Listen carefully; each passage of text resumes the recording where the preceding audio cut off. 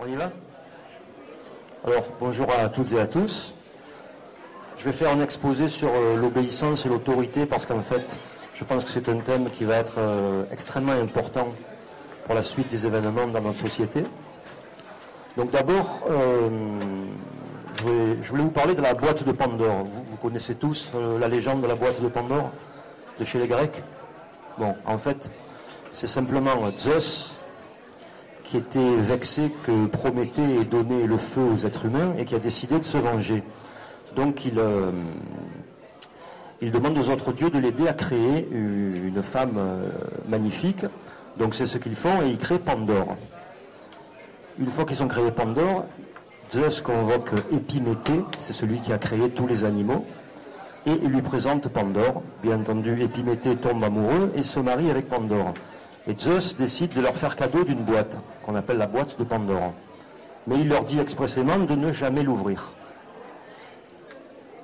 Je vous lis les dernières lignes de l'histoire. Alors, Pandore profita de l'absence d'Épiméthée pour se glisser dans la pièce où était dissimulée la boîte. Elle la contempla longuement, puis se décida et alla l'ouvrir. Elle brisa la serrure à l'aide d'un outil, puis, osant à peine respirer, elle souleva lentement le couvercle. Mais avant même qu'elle puisse regarder à l'intérieur, il s'en échappa un hurlement terrible, un long sanglot de douleur. Elle recula d'un bond, épouvantée. De la boîte se mirent à sortir toutes sortes de calamités, la haine, la jalousie, la cruauté, la colère, la faim, la pauvreté, la douleur et la maladie, la vieillesse et la mort. Pandore essaya bien de refermer le couvercle, mais il était trop tard. C'est alors que discrètement, sans faire de bruit, en sortit l'espérance. Les hommes connaîtraient désormais la souffrance et le malheur, mais ils garderaient toujours espoir. C'est la légende grecque. Alors, est-ce qu'il y a rien qui cloche là-dedans? D'où est sorti l'espoir? L'espoir est sorti aussi de la boîte qui contenait les calamités. Parce que l'espoir est aussi une calamité. L'espoir, c'est la fin de l'action. L'espoir tout seul, c'est la fin de l'action, et l'espoir est engendré par la croyance. Si la pensée est fluide et dynamique, créatrice d'énergie, si elle s'adapte, si elle analyse, la croyance a pour limite les propres limites de sa croyance et enferme la pensée dans une boîte. C'est pour ça que la croyance, c'est la fin de l'action et elle donne naissance à l'espoir. Alors l'espoir en quoi? L'espoir en un homme providentiel qui représente l'autorité et qui va venir donner des solutions pour combattre toutes les calamités, ou l'espoir en ce Dieu qui a lui-même mis les calamités dans la boîte et l'espoir qu'il pardonne l'erreur humaine et qu'il vienne donner une solution à cet être humain. Quoi qu'il en soit, cet espoir, c'est la fin de l'action et le début de la croyance. Alors, avant d'attaquer le XXe et le XXIe siècle et la nouvelle religion qui est née au début du XXe siècle et qui est la plus puissante puisqu'elle s'est propagée beaucoup plus rapidement que toutes les autres religions et beaucoup plus profondément puisqu'elle fait partie de notre quotidien et de tous nos actes de tous les jours sans qu'on s'en rende compte. On en parlera plus tard, la religion qu'on appelle consumérisme et surconsommation. Je vais d'abord faire un petit exposé sur les premiers qui ont colonisé l'âme humaine, à savoir les trois monothéismes. Alors, tout d'abord, on va mettre de côté les messages originels des monothéismes qui sont basés sur l'égalité, l'amour, la fraternité, tout ça. Ou qui sont parfois révolutionnaires, comme le message, on va dire, originel de Jésus avec l'action contre les marchands du temple, la proclamation d'une égalité de toutes les personnes devant le ciel, tout ça. On laisse tomber ces messages-là, mais on va s'occuper des idéologies qui ont été bâties dessus et qui ont déformé, manipulé et adapté le message. Alors ces idéologies, on va prendre le christianisme par exemple. L'idéologie qui est sortie du premier message consiste en quoi? Alors, finalement, c'est une idéologie qui est basée sur l'histoire et sur le temps. Pourquoi? Parce qu'elle est basée sur l'urgence d'une réalisation de l'être humain avant un jugement dernier, avant une destruction finale. Et comment s'opère cette réalisation? En fait, elle s'opère en respectant tout un cahier des charges et on appelle ça un ensemble de lois qu'il faut respecter si on veut atteindre le niveau d'après, c'est-à-dire le paradis. La nouvelle notion, c'est que si on ne les respecte pas, il y a punition. Donc il y a installation d'une autorité, avec les monothéismes, autorité à laquelle il faut obéir. Le problème, c'est que bien souvent, cette autorité, qu'on nomme divine, disons que l'organe qui représente cette autorité, c'est toujours associé à l'autorité politique. Et a toujours été associé à des actions extrêmement néfastes pour les peuples qui ont été conquis. Et donc a toujours fait partie des organes du pouvoir. Donc cette idéologie biaisée, issue des premiers messages, en fait c'est une validation de l'ordre des choses sur Terre, une validation de la hiérarchie. C'est une normalisation de l'obéissance. Et de l'obéissance à qui? De l'obéissance à une entité divine, mais aussi d'une obéissance à tous ceux qui la représentent sur Terre. Et quand on regarde l'histoire, on se rend rapidement compte que tous ceux qui représentent cette autorité divine sur Terre sont intimement associés à tous ceux qui représentent le pouvoir politique sur Terre, qui sont intimement associés à tous ceux qui représentent l'autorité parce qu'ils ont une richesse plus grande, matérielle, que ceux d'en dessous. Donc on peut faire l'analogie avec les idéologies du monothéisme qui ont normalisé l'oppresseur et surtout, très très important, qui ont normalisé la souffrance terrestre comme une espèce de bonus et de passage obligé pour l'obtention d'un passeport pour le paradis.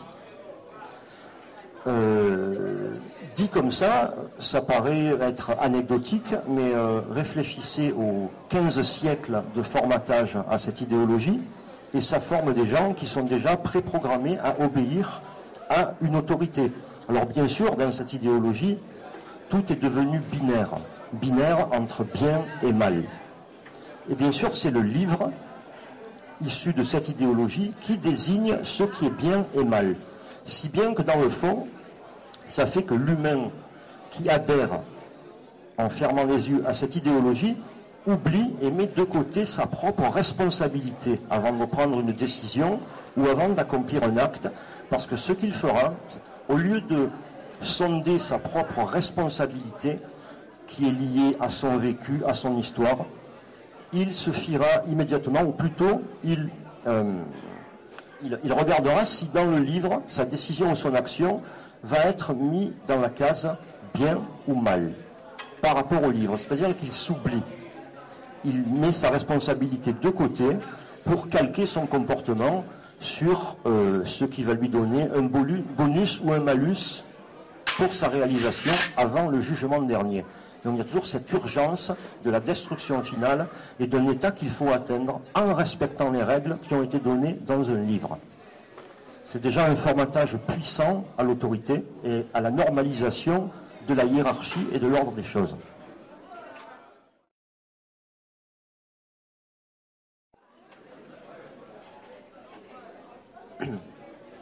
Alors, on va mettre de côté cette première colonisation du cerveau, mais je voulais en parler d'abord parce que ça fait partie de 15 siècles de formatage. Alors maintenant, on va parler de notre époque, de l'époque contemporaine, c'est-à-dire fin 19e, 20e et 21e. Alors tout d'abord, à la fin du 19e siècle, il y a une situation particulière chez vos voisins américains, c'est qu'on est dans une période d'industrialisation, de surproduction, et surtout dans une période où, à cause des idées des Lumières du XVIIIe et XIXe siècle, il y a eu une montée de ce qu'on appelle le socialisme. Donc un accès à l'éducation chez les couches les plus basses, une prise de conscience de la force du travailleur, de l'ouvrier, et donc des combats qui ont emmené la population, qui ont permis à la population d'acquérir une amélioration de leur quotidien et certains acquis sociaux. À cette époque-là, fin du 19e, début 20e, se pose aussi une question aux USA, c'est la création d'une identité américaine. Parce que si par exemple au Canada, il y a eu à la base des Anglais, des Français, des indigènes, aux USA, c'est vraiment un melting pot énorme, d'énormément de nations européennes, et se pose le problème de l'identité culturelle. Et là, il y a un tour de force qui est réalisé, c'est qu'en même temps qu'on essaye de trouver une nouvelle forme d'esclavage pour la population, on veut essayer de trouver aussi une identité pour celle-là. Et cette identité, elle va s'opérer dans le consumérisme. Et le consumérisme américain, des USA, donc, va devenir un style de vie. C'est-à-dire qu'on va apprendre aux gens à s'affirmer comme américains par la consommation, par la capacité de consommer. C'est ce qui sera colporté comme publicité dans tout le reste du monde comme American Way of Life. C'est la consommation, la possibilité de consommer. Et ce qui arrive avec cette création d'identité, c'est qu'en même temps, on arrive à trouver une nouvelle forme d'esclavage pour les gens. C'est-à-dire, avant, on les forçait à travailler par la force. On les forçait, donc, physiquement.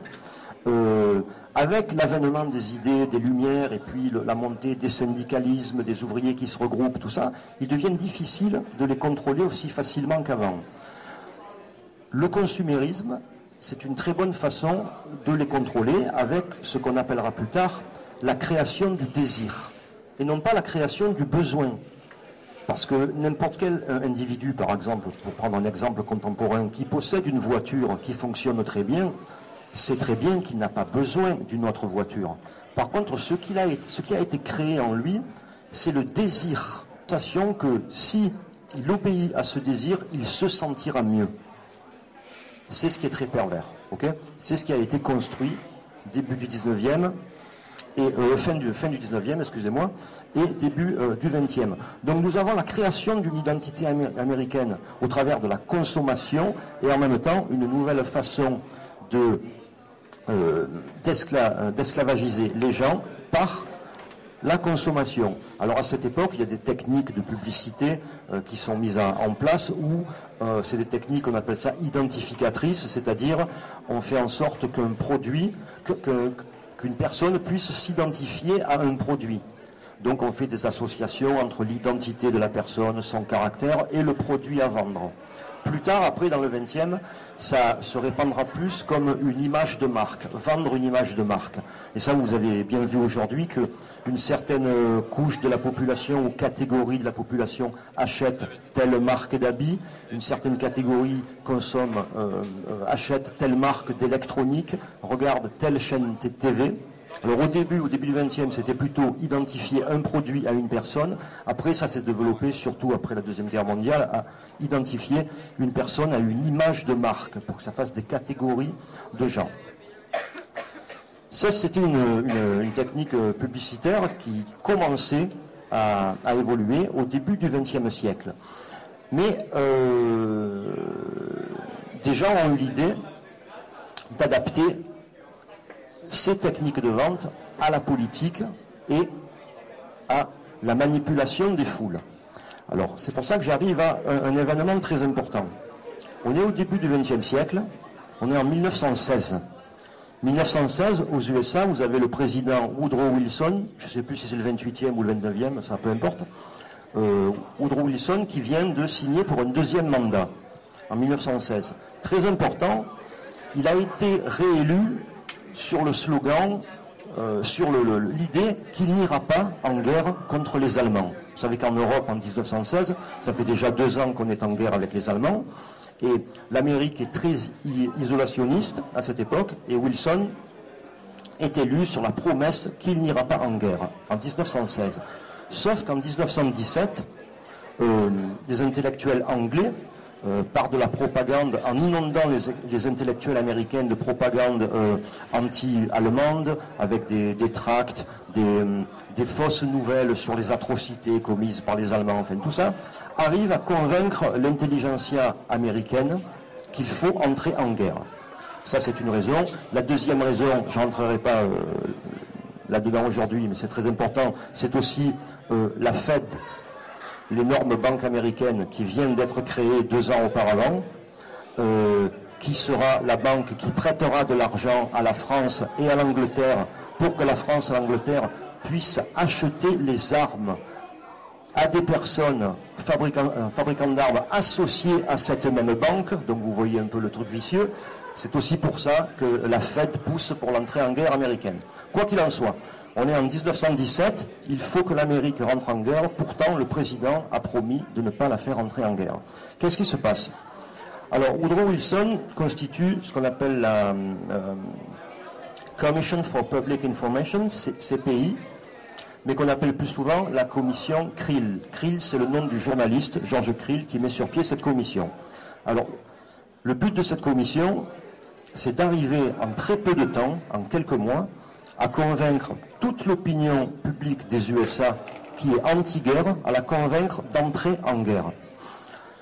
Donc ce qui se passe, c'est que tous les moyens sont mis en œuvre, tous les moyens de l'époque, que ce soit radio, pièces de théâtre, films, tracts, tous les moyens de communication sont mis en branle pour convertir l'opinion publique américaine pacifiste en opinion publique guerrière. Et parmi les moyens qui sont employés, il y a un truc extraordinaire qui s'appelle 4-Minute Men, les hommes de 4 minutes. Les hommes de 4 minutes, ce sont en fait des milliers de personnes faisant office d'autorité dans leur communauté, c'est-à-dire le médecin, l'avocat, le pasteur, le journaliste, l'écrivain, et qui sont employés, donc ils sont des milliers, ils sont employés pour faire un acte de génie, je trouve. Ils doivent aller dans des lieux publics, comme pièces de théâtre, cinéma, restaurants, et à un moment donné, se lever d'un coup, en plein milieu de la pièce, du film, ce que vous voulez, d'un coup, et en 4 minutes, déclamer soit un poème, soit une tirade, mais qui réunit toutes les raisons que le gouvernement invoque pour entrer en guerre. Et surtout, ces poèmes et ces discours doivent galvaniser la foule. C'est les 4-Minute Men. Sur le millier de personnes représentant les 4-Minute Men et le nombre de discours, le nombre d'interventions comme celle que je viens de vous décrire, on arrive à presque 7 millions d'interventions en quelques mois. Et chose extraordinaire, ça fonctionne.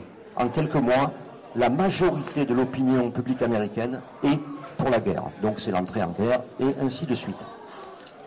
Dans cette commission Krill, il y a 2 personnages très importants pour la suite, parce que c'est ces 2 personnages dont on ne vous parle pas souvent et qui ont façonné le monde dans lequel nous sommes maintenant. Disons, qui ont façonné tous les pays soi-disant démocratiques. Ces 2 personnages, le premier s'appelle Edward Bernays, le deuxième Walter Lippmann. Alors, tout d'abord, je bois.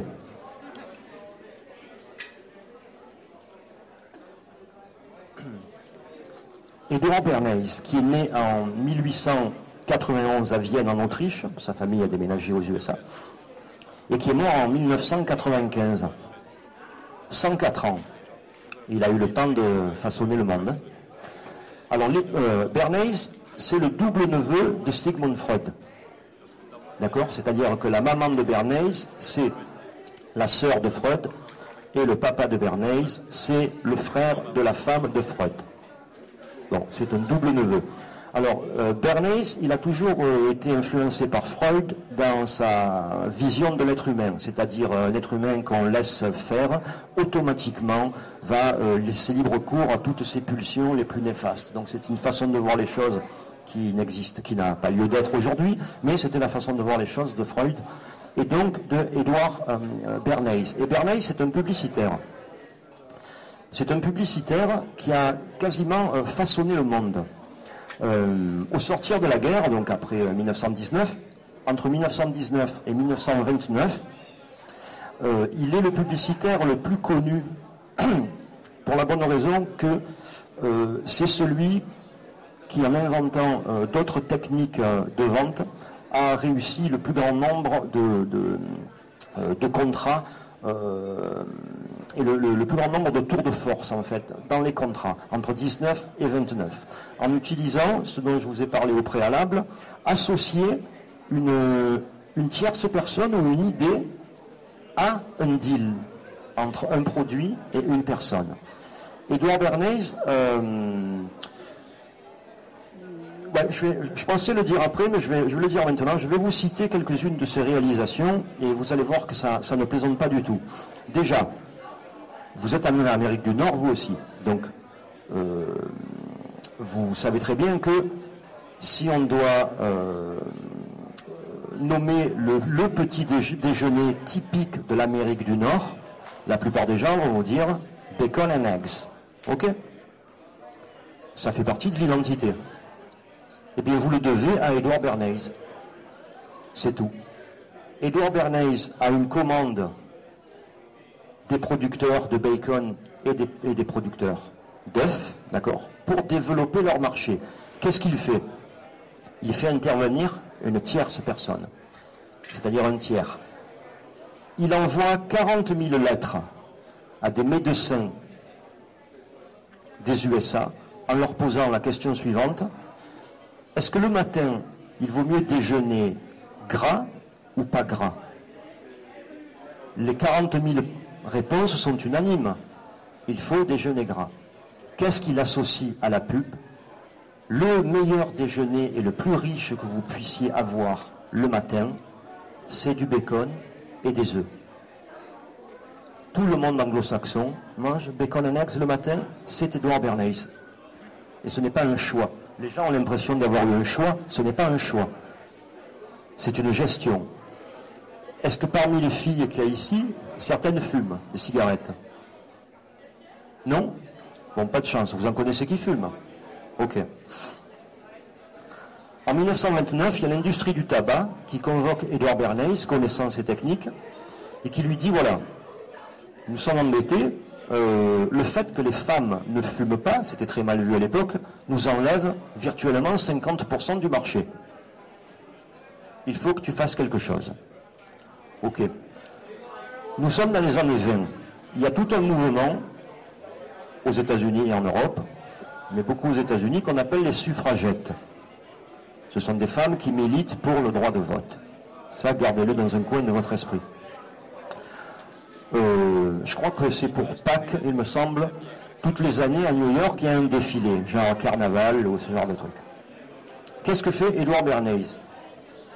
Il convoque des femmes en vogue à l'époque, des actrices de théâtre, des femmes de la haute société, ok? Et il s'arrange pour que lors de ce défilé, elles commettent un acte impensable à l'époque. Il convoque tous les médias du pays et il leur dit, lors de tel défilé à New York, il y a des femmes qui vont commettre une action impensable. Bien sûr, tous les médias se mettent sur le coup. Ok? Et pendant le défilé, ces femmes dont je vous ai parlé, ces femmes en vogue, ces femmes connues, ces femmes représentant l'autorité, au signal de Edouard Bernays, sortent une cigarette et l'allument. C'est un scandale total. Comment Bernays avait pensé son coup? Il avait discuté avec un psychanalyste. Le psychanalyste lui avait expliqué que le fait pour les femmes de brandir cette cigarette, c'est un peu comme si le symbole phallique de cette cigarette pour pénis par rapport aux hommes.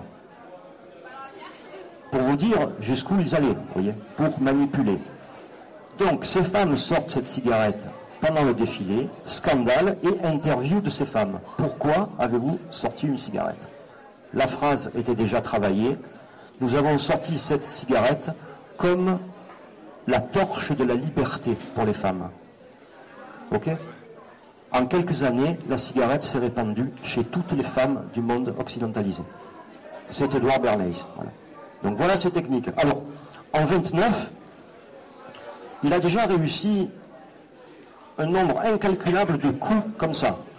Comme un dernier que je vous dis qui va vous faire délirer, vous avez certainement remarqué que dans une certaine couche de la société, chez des gens assez aisés, on trouve souvent des maisons avec un piano dans la maison. Ok? Un piano. Même si personne ne joue, hein, il y a un piano. C'est Edward Bernays. Il a réussi à convaincre la bourgeoisie que d'avoir une salle dédiée à la musique dans sa maison et donc avec un piano montrait une forme de supériorité intellectuelle et d'une certaine classe. D'accord? C'est un fournisseur de piano qui lui avait commandé la publicité. Okay. Depuis, que vous soyez aux États-Unis, en France, en Angleterre ou en Chine, dans beaucoup de familles aisées, dans le salon, il y a un piano. Ils ne savent même pas pourquoi. C'est Edward Bernays. C'est tout. Donc, en 29, Bernays a réussi ce nombre de coups incalculable. Et il a une certaine vision de la démocratie qui lui vient. C'est là où intervient Walter Lippmann, qui a exactement la même vision de la démocratie. Ce qu'ils appellent démocratie, c'est une opinion publique qui serait réduite à une force qu'on utilise quand on a besoin d'un appui pour prendre des décisions.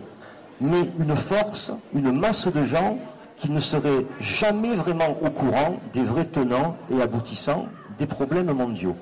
L'opinion publique est une force.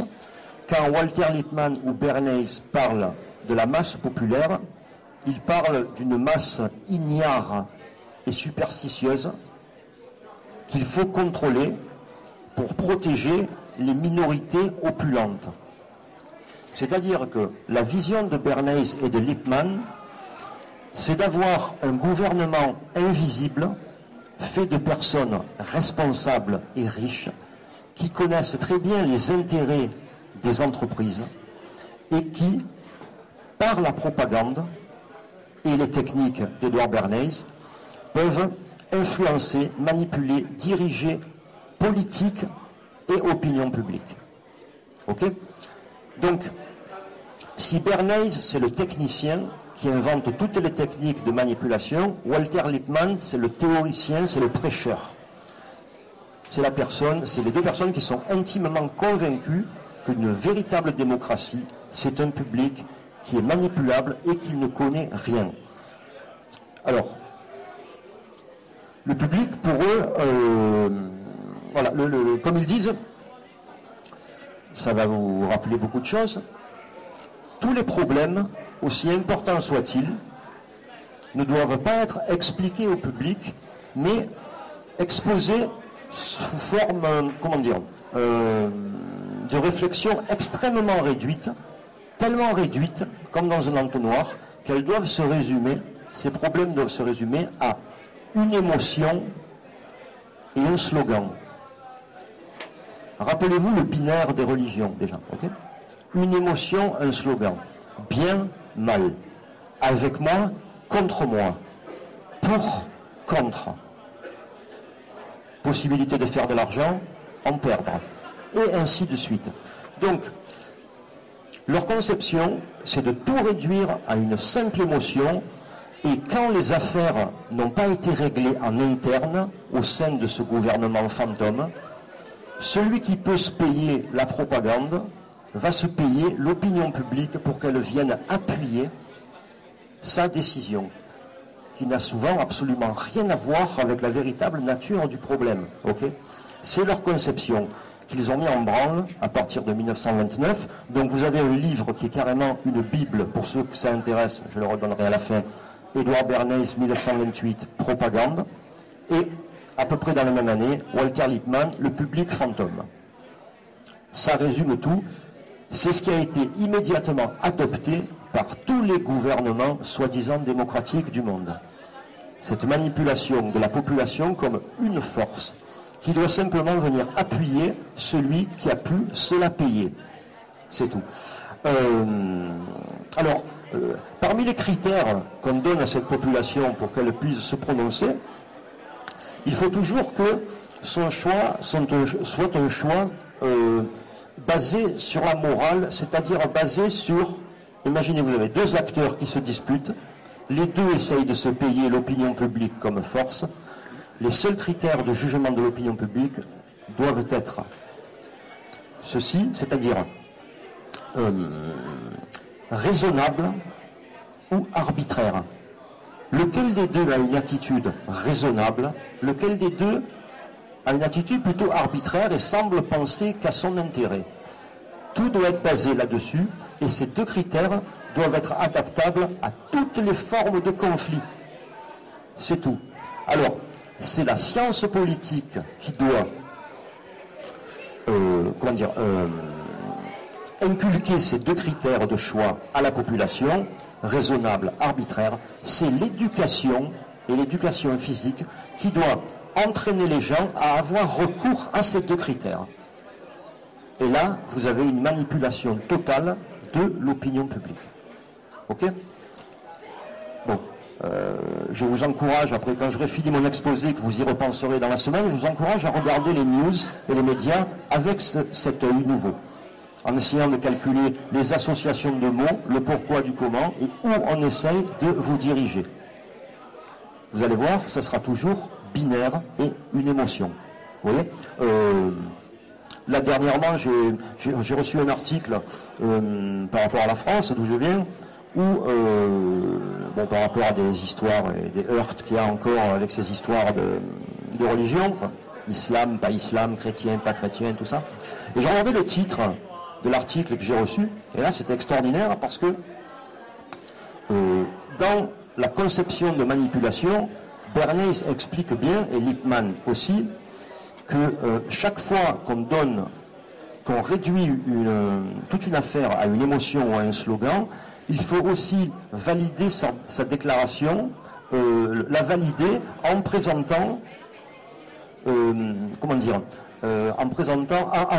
attribuant la déclaration à un organe qui fait autorité, ou une entité qui fait autorité. Et comme nous sommes formés à l'autorité, à partir du moment où nous voyons le nom d'un organisme ou d'une personne qui représente l'autorité et en dessous de son nom le slogan, nous validons ce slogan comme étant authentique. J'en reviens à mon titre. Le titre était exprès sur 2 colonnes. Il y avait marqué Islam, 2 points, ok. Risque de heurt violent intercommunautaire. Quand vous prenez le titre en pleine face, d'un point de vue de la manière dont il est écrit, vous associez immédiatement 2 mots. Islam, il y a violent en dessous. Risque de heurt, il y a intercommunautaire en dessous. J'ai déjà déclenché une émotion, ok, et réduit tout un problème à un risque. Maintenant, il va falloir que je le valide. La phrase d'après, c'est « Suite à l'interview du directeur de la DGSI, Service secret français ». Là, vous avez validé. On sait par sondage que la plupart des gens ne lisent pas 20% de l'article. Voilà pourquoi, dans les 4 premières phrases, vous avez l'émotion, la réduction, la validation par l'autorité. Entraînez-vous à regarder des articles politiques, vous allez voir que c'est toujours le cas, et c'est exceptionnel, parce que là, on se pose vraiment des questions.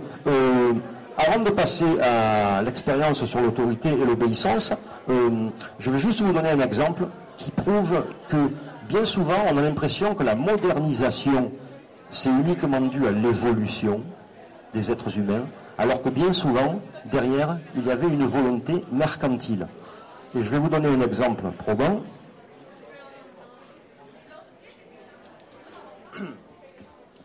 Dans les années 1920, aux USA, vous avez General Motors, Firestone et Standard Oil, donc moteur, pneus, essence, okay, qui militent pour que les Américains fassent le choix de l'achat d'une voiture en ville.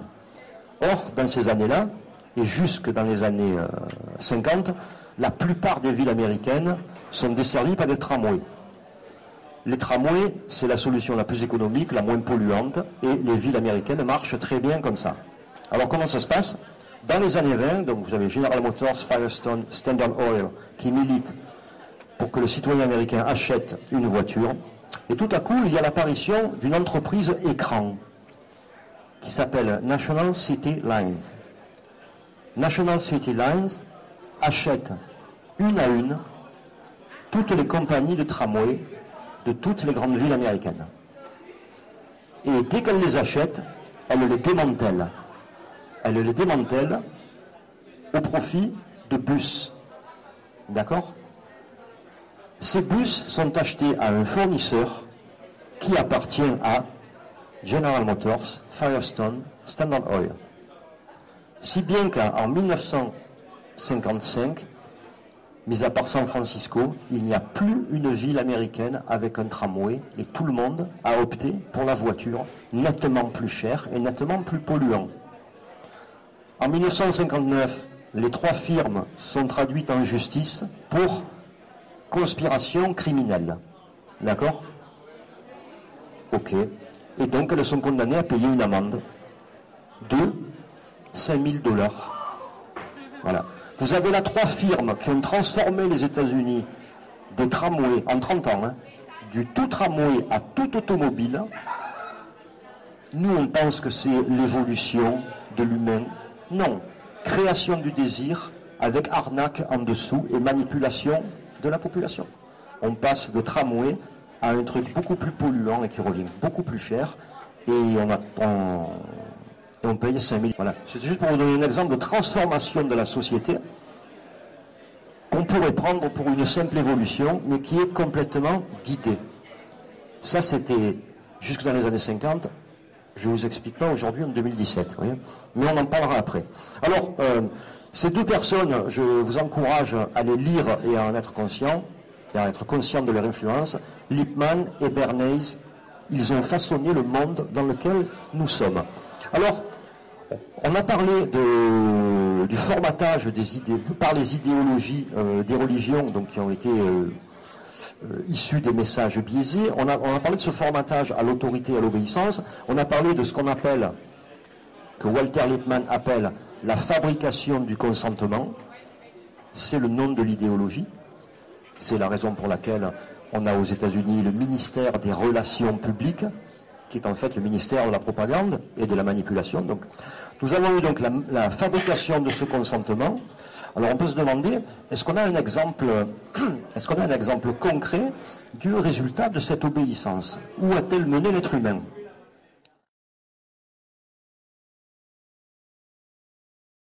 Alors j'en arrive à, peut-être certains de vous en ont entendu parler, l'expérience de Milgram en 1960. Alors, nous sommes dans les années 60, il y a eu la Deuxième Guerre mondiale, et tout le monde se pose la question qui suit: comment un peuple hautement éduqué, c'est ce qu'on met derrière éducation qui est important, hautement éduqué comme les Allemands, a participé à un massacre aussi gigantesque? Tout le monde se pose la question. C'est passé par où dans leur tête? Donc Milgram, qui est professeur à l'université de Yale, à New Haven, c'est dans le Connecticut, je crois, dans les années 60, met sur pied une expérience extrêmement intéressante. Alors, il met une annonce dans les journaux demandant des volontaires pour 25 $ de l'époque. C'était 5 $ à l'époque, ça ferait 25 aujourd'hui, donc une misère. Donc on ne peut pas dire que ce soit l'appât du gain, hein, je veux dire. Mais une annonce pour que des volontaires viennent participer à une expérience. Quand les volontaires arrivent, ils arrivent dans un laboratoire. L'expérience leur est présentée comme une expérience scientifique sur la capacité de mémoriser des informations s'il y a punition physique après. Si l'erreur est punie physiquement après. Une expérience comme une autre. Alors, parmi les acteurs, bien sûr, il y a Milgram, qui est en blouse blanche, ok, laboratoire, et il y a une espèce de tirage au sort entre celui qui s'est présenté comme venant participer à l'expérience et un autre qui est en fait un acteur. Okay, donc dans le tirage au sort, bien sûr, celui qui est venu se présenter de lui-même tire toujours le ticket du sujet. Le cobaye, c'est toujours un acteur. Alors ça se passe de cette manière. Il y a dans la pièce 1000 grammes, en blouse blanche, le sujet, et dans la pièce à côté, le cobaye. Le cobaye est sur une chaise où il est relié par des électrodes. On va lui donner une liste de mots et d'associations de mots pendant 1 minute, c'est-à-dire par exemple, on va dire voiture, enfin non, c'est char chez vous, c'est ça? Bon, char, rouge, jaune, bleu, vert, cheval, grand, petit, marron, mort, tu vois, enfin ce que vous voulez. Et peut-être pas mort d'ailleurs, mais ce que vous voulez, pendant 1 minute on récite ça, et après le sujet doit lui poser les questions. Le sujet est devant une console, avec des décharges électriques qui vont de 10 volts à 405. Ok? Avec des zones où il est écrit, donc c'est marqué, choc faible, choc sérieux, choc très fort, choc dangereux. C'est écrit. Donc, il va poser ses questions, par exemple, alors le char, l'autre répond, rouge, c'est pas ça, bzzt, 10 volts. Bon, ok. Et ainsi de suite. Et c'est une mise en scène. Parce que l'autre répond bien de temps en temps, mais surtout à côté. Ok? Qu'est-ce qui se passe? Donc, à chaque mauvaise réponse, on augmente la décharge électrique. D'accord? Alors, avant de vous expliquer tout le processus qui se passe dans l'esprit d'un être qui a été formé à l'autorité, je vais vous donner le résultat. 65% sur les 80 sujets, 65% sont allés à 405 volts. 65, ok? C'est monumental. Bien sûr, il y a eu une tonne de variantes de l'expérience, et les variantes sont très significatives aussi. Vous avez par exemple, ça vous donnera des détails pour ce que je vais expliquer après, quand le sujet, au lieu d'être dans une pièce à côté avec sa salle de commande, il est dans la même pièce que le cobaye, juste à côté. L'obéissance tombe à 40% de personnes qui montent jusqu'à 405. Quand il est en contact physique avec le sujet, c'est-à-dire à un moment donné, il y a une mise en scène où le cobaye se détache, et donc 1000 grammes demande au sujet, allez le réattacher. Donc pendant une fraction de seconde, il a un contact physique avec le cobaye. Là, l'obéissance après tombe à 30%. Ok? Ce qui est extrêmement intéressant pour la psychologie des gens, c'est que quand le sujet est juste spectateur de l'expérience, il y a 68% d'entre eux qui vont jusqu'à 405. C'est-à-dire presque comme s'il le faisait. Ça, c'est à garder en tête. Qu'il voit l'expérience ou qu'il y participe, il obéit. 65% d'entre eux obéissent. Des chiffres aussi. Alors bon, avant qu'on me demande, c'est pareil hommes et femmes. Il n'y avait aucune différence.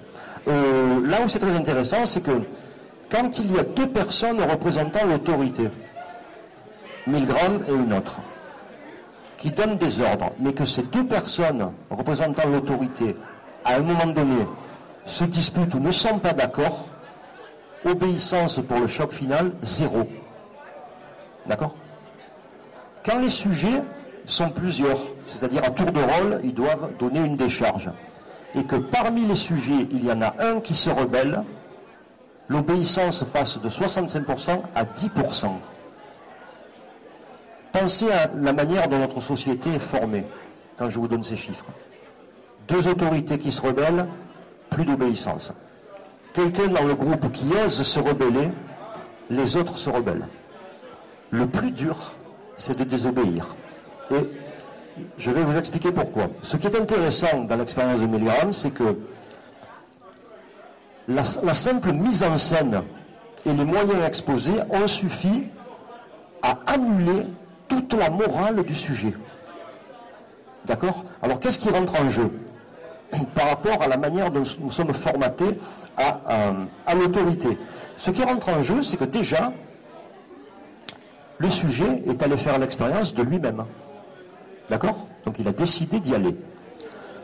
Il y avait marqué expérience scientifique. Dans sa tête, science, autorité. En arrivant au laboratoire, inconsciemment, il s'attend à trouver l'autorité. Quand il arrive au laboratoire, qu'est-ce qu'il voit? Milgram avec la blouse blanche. Il suffit que Milgram lui parle de manière autoritaire, c'est-à-dire non pas comme un servant va parler à son maître, mais comme un professeur, pour que le sujet ait immédiatement validé l'autorité. Ok, l'autorité, c'est lui. Alors, quand je vous dis que 65% vont jusqu'au choc final, ce n'est pas le sourire aux lèvres. D'ailleurs, quand vous voyez les documentaires, c'est assez poignant de voir comment les gens se torturent pour obéir et combien ils sont torturés par l'envie de désobéir. Ça passe par plusieurs stades, vous le voyez. Au début, ça commence par des rires nerveux. Ensuite, ils nient la victime. Elle n'existe plus, ils se mettent en mode mécanique. Et ainsi de suite. Il y a toutes sortes de subterfuges, comme par exemple, il y en a certains qui diminuent la longueur des doses.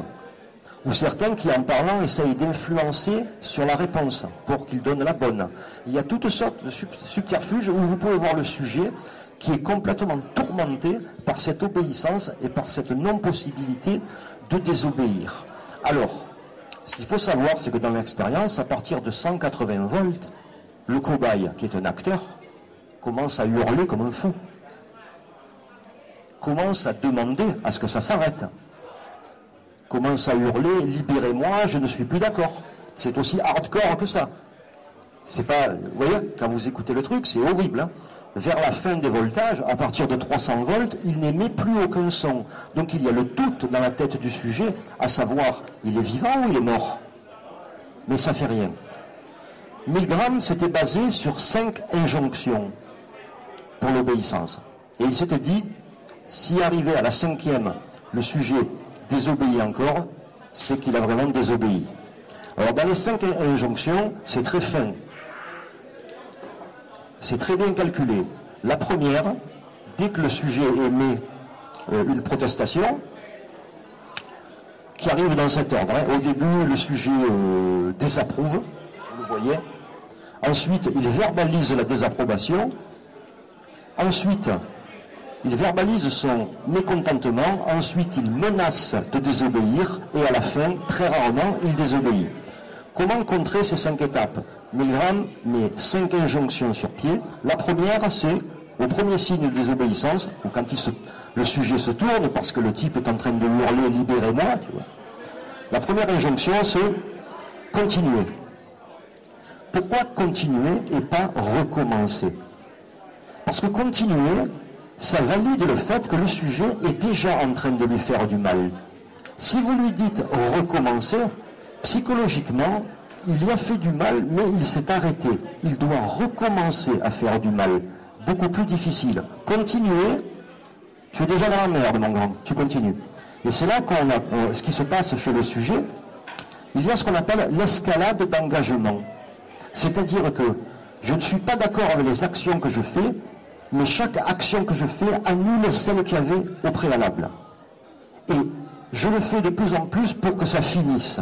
C'est l'escalade d'engagement. Ça, c'est continuer. La deuxième injonction, c'était « Je vous demande de continuer ». Je, la blouse blanche. OK? La troisième injonction, c'est l'expérience qui le demande. Alors, désobéir, quand on vous dit « c'est l'expérience qui le demande », ça veut dire que remettre en doute vos propres capacités. Parce que si l'autorité vous a fait confiance et donc vous a donné une valeur pour mener à bien cette expérience, c'est que vous avez une valeur. Refuser d'aller plus loin, c'est nier cette valeur que l'autorité vous a donnée. Vous voyez comme c'est tordu, la manière dont elle a été formatée. Ça, c'était l'expérience le demande. À la fin, la quatrième injonction, c'est vous allez faire rater l'expérience. Culpabilité, donc là on ajoute tout, hein. Je veux dire, je n'ai pas de valeur et en plus je fais rater l'expérience. Et la dernière injonction, c'est la pire, c'est nous prenons toutes les responsabilités. Voilà. Alors, l'état dans lequel se trouve le sujet, Milgram a appelé ça l'état agentique. Cet état agentique, essayez d'analyser un peu les acteurs sociaux du monde dans lequel nous vivons. L'état agentique, c'est quand on est simplement un agent d'exécution d'une tâche et qu'on a mis de côté sa propre responsabilité. Ok ? L'état agentique, c'est quand un policier qui respire le même air pollué, qui mange la même merde que le manifestant écologiste, le frappe quand même, parce que lui ne fait qu'exécuter une action dans la chaîne et n'a pas pris, c'est pas lui qui a donné l'ordre. C'est ça l'état agentique. L'état agentique, il a été malheureusement inculqué dans chacun d'entre nous à certains niveaux, à tous les postes de la société. C'est la banalité du mal, c'est-à-dire celui qui prend la décision est toujours très loin du résultat. Celui qui inflige la chose n'est pas responsable de l'ordre donné. C'est la fragmentation de l'acte social qui crée ce qu'on appelle la banalité du mal. Alors, Milgram, bien entendu, arrive avec ses résultats. Ça fait un tabac, vous imaginez bien. Comment ? On vient de découvrir les camps de concentration, ce qui avait été fait, tout ça, et les gens en sont encore à obéir comme ça. Mais oui, mais parce que le formatage, l'usinage mental vient de bien plus loin. Et la constatation d'une horreur n'empêche pas de la refaire. Ça, c'est des conneries, ça. C'est pas le devoir de mémoire qui empêche de refaire les choses. C'est un changement de façon de penser. Ça n'a rien à voir. Je veux dire, le devoir de mémoire, parfois, normalise ce qui s'est passé. Ça ne change pas la mentalité. Ça, c'est des conneries. Ça, c'est de la poudre aux yeux. Alors, Milgram arrive avec, justement, c'est 65% de personnes qui vont jusqu'au choc, qui est quasiment fatal. Voilà un résultat de ce formatage. Alors ensuite, on peut se dire, qu'est-ce qui s'est passé ensuite ? Vous vous souvenez que je vous ai expliqué qu'au début du XXe, pour contrer cette propagation de la démocratie qui s'était faite par l'extension du droit de vote aux femmes, à certaines personnes, pour contrer la montée du syndicalisme qui était une prise de conscience de la population, pour contrer le pouvoir des entreprises, il y avait eu bien sûr ce qu'on appelle la fabrication du consentement ou l'ingénierie sociale. D'accord ?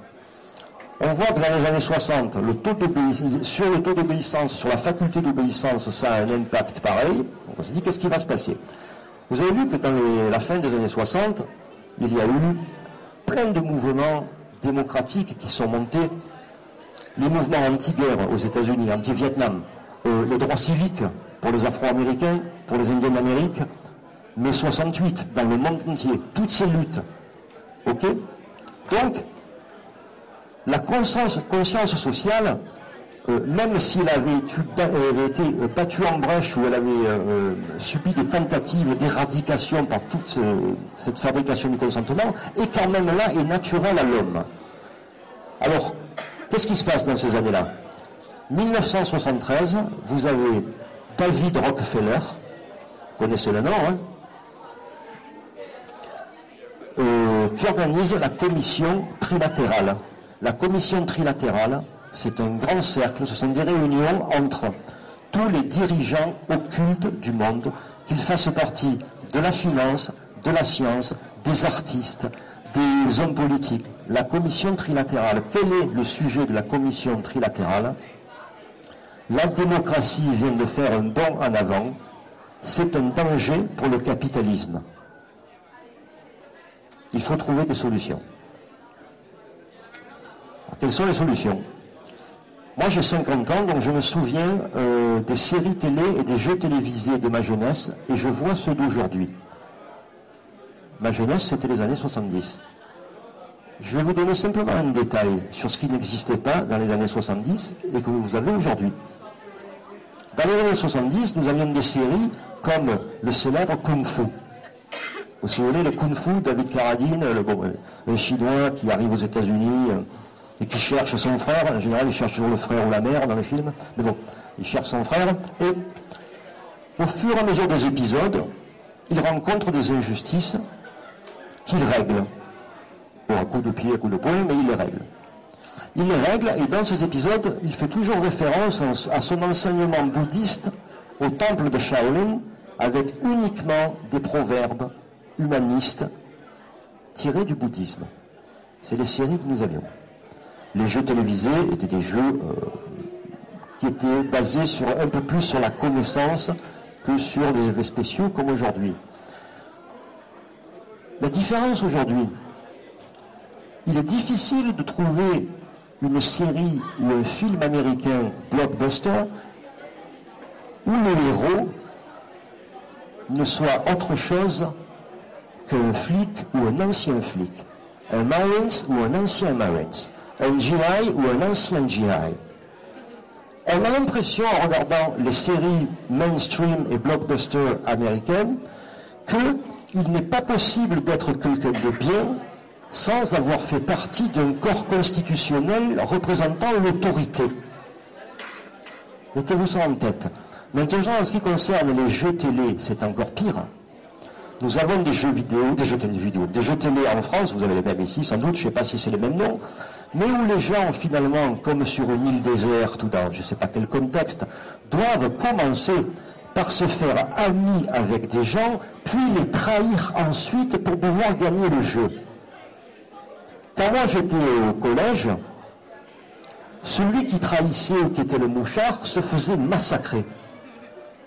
Aujourd'hui, c'est le héros du jeu télévisé. Je vous demande simplement d'imaginer ce que ça peut faire sur la tête d'un enfant ou d'un adolescent qui grandit avec la normalité suivante. Je peux être ami avec des gens, les trahir ensuite pour leur marcher sur la gueule, je suis le gagnant. Vous voyez ? Alors, par rapport à ce que je vous ai dit, cette commission trilatérale sur la crise de la démocratie et ce genre de choses qui arrivent après, alors maintenant il vous faut une preuve qu'il y a eu une incidence sur quelque chose. Ok. 2008, c'est pas loin. Ok, c'est avant-hier. 2008, il y a le psychosociologue Jean-Léon Beauvois, un Français de l'Université de Nice, qui décide de recréer l'expérience de Milgram dans un autre contexte pour voir s'il y a maintenant des nouveaux représentants du pouvoir. Et là, il fait un truc génial. Il prend tous les ingrédients de l'expérience de Milgram, la même console, les mêmes annotations, le même voltage, le même concept de jeu, la mémorisation, tu prends tout ça, mais il le met dans un contexte où là, il a une idée formidable, un jeu télévisé. Et donc le prétexte, c'est le tournage d'un pilote de jeu télévisé avec le public et exactement les mêmes règles. Donc toujours pareil, les mêmes injonctions, sauf que lui, la dernière injonction, la cinquième, et là c'est l'injonction la pire, quand la personne ne veut plus obéir, c'est « mais qu'en pense le public ?» Bon, ça va. Oui, ça va. Allez, mais c'est bon. Voilà. Donc il recrée cette expérience, 2008. Le résultat a tellement fait de tabac qu'il a été étouffé immédiatement après, notamment par les propriétaires de corporations possédant les chaînes télé. Et je vais vous dire pourquoi. Parce que 65% dans les années 60, ok,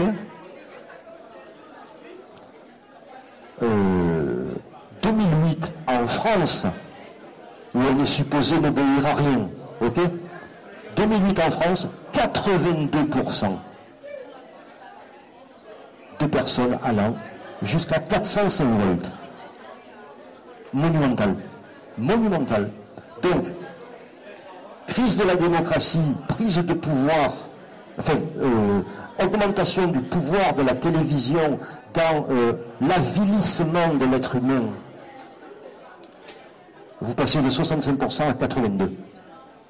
Aujourd'hui, on a Internet, on a l'éducation, on peut l'attraper partout, on a accès à tout. 82% d'obéissance pour envoyer 405 volts dans une personne qui est en train de hurler ou qui ne fait plus aucun bruit comme si elle était morte. C'est extraordinaire.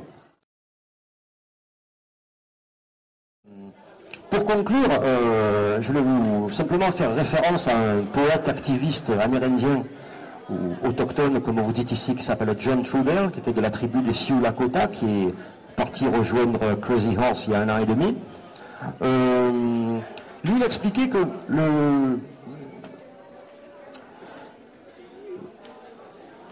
cet usinage mental, c'était un peu comme la terre qui était forée et labourée de manière non naturelle. Nous avons remarqué que chaque fois qu'on essaye d'extraire des choses de manière non naturelle, il y a des déchets radioactifs, des déchets qui sont très difficiles à gérer parce que n'étant pas issus de la nature ou naturelle, la nature elle-même n'arrive pas à les gérer correctement. Et bien on en voit de même avec l'âme humaine.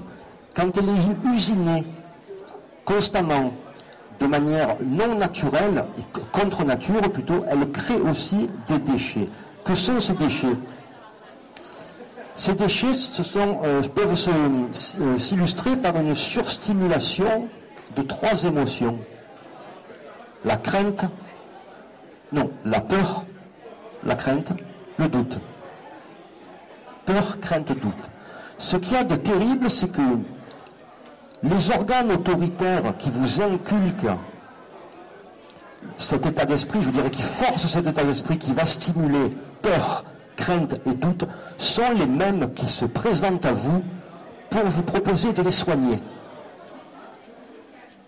La peur de mourir de la maladie, la crainte de ne pas avoir d'argent, de ne pas réussir dans la vie, le doute de sa propre valeur.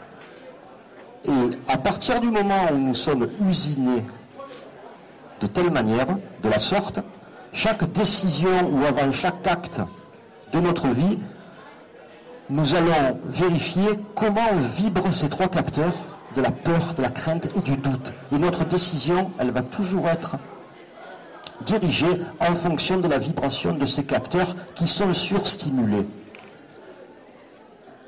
Tout est basé là-dessus. Je me dévalorise, donc j'ai besoin de l'aval d'une autorité pour prendre une décision. C'est tellement implanté en nous que la plupart d'entre nous, face à une autorité, quelqu'un représentant une autorité, ça peut être un acteur célèbre, ça peut être un président, ça peut être un religieux, une autorité. Tout ce qui va représenter l'autorité. Donc la plupart d'entre nous, face à une autorité qui affirmerait quelque chose qui est le contraire de notre conviction et de ce que nous avons vécu, eh bien, nous serions prêts à nous remettre en question nous-mêmes, à remettre en question ce que nous avons vécu et nos conclusions, parce que l'autorité a dit le contraire. C'est aussi puissant que ça dans notre vie de tous les jours. Et John Trudell en parlait très bien, et il parlait justement aussi de ces 2 équations, espérer, croire et espérer, ou penser et agir. Toujours réfléchir en ces termes. Alors, en ce qui concerne Edward Bernays, il y a aussi un bon signe. Le vieil homme est mort à 104 ans, en 1991, après avoir changé le monde. Et dans les dernières années de sa vie, il a été interviewé par un écrivain qui s'appelle Stuart Evan, qui a écrit un livre sur Bernays et qui a eu rendez-vous avec lui dans les 2 dernières années de sa vie. Et Evan raconte son rendez-vous. Il explique que bon, toutes les questions qu'il a posées à Bernays, bien entendu, Bernays, maître de la propagande, il a baladé de tous les côtés, mais qu'il y a une phrase qui a tout changé et que Bernays a prononcée pendant que Evan attendait le taxi pour se faire ramener. Bernays profite du temps que le taxi arrive pour dire à Evan, je me souviens d'antan, moi j'avais un chauffeur qui s'appelait Dump Jack, Jack l'idiot, alors je ne sais pas pourquoi, mais bon, et que nous payions 25 $ pour 2 semaines, avec seulement une après-midi de congé. Et Bernays ajoute, en se parlant à lui-même, c'était une super bonne affaire, mais c'est vrai qu'en ce temps-là, les gens n'avaient pas encore pris conscience, n'avaient pas encore la conscience sociale. La simple phrase de Bernays vous prouve que le vieil homme qui a toujours cru, qui a toujours mis en avant sa certitude de cette idéologie de manipulation des foules comme la bonne, savait très fort en son fort intérieur que c'était une immense arnaque. Ça, il faut le garder en tête. L'être humain qui s'organise, les êtres humains qui s'organisent entre eux ne vont pas automatiquement vers un chaos, des pulsions et un bordel total. Même Bernays le sait, alors qu'il avait toujours émis des discours qui prouvaient le contraire. Donc c'est une arnaque. Alors, avec tout ce que je viens de vous dire, tout ce que je viens d'exposer, ça fait beaucoup de détails, mais bon, il suffit d'en garder quelques-uns pour continuer à réfléchir. La question qu'il faut se poser, c'est la suivante. Êtes-vous en train de vivre votre propre vie? Ou êtes-vous en train de vivre la vie qu'un tiers a décidé pour vous? Il faut y repenser avec tout ce dont je viens de parler au point de vue de la fabrication du consentement. Et posez-vous la question, est-ce que ce consentement, cette servitude volontaire, cette résignation, cette obéissance, est-ce que toutes ces notions ne sont pas justement diaboliquement parentées à ce dont je vous ai parlé au début, à savoir l'espoir qui sort aussi de la boîte des Pandore et qui fait partie des calamités. Je vais arrêter là. Okay. Merci.